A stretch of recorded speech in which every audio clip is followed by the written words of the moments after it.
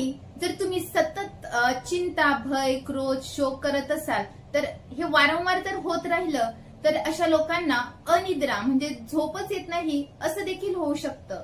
तर याच्यावर सुद्धा देखील उपाय सांगितला आहे.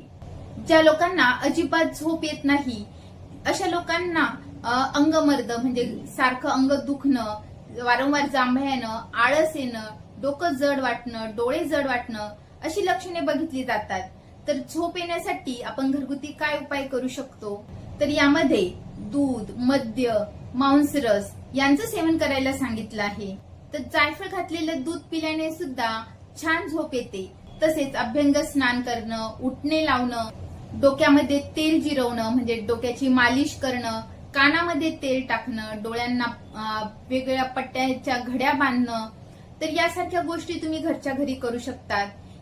आपले आवडते जे काही हॉबी असतील ते जोपासणं, आपल्या आवडत्या व्यक्तींसोबत बोलणं, या सर्वांमुळे जो आलेला ताण, तणाव, शोक आहे तो कमी होतो आणि झोप लागण्यास मदत होते.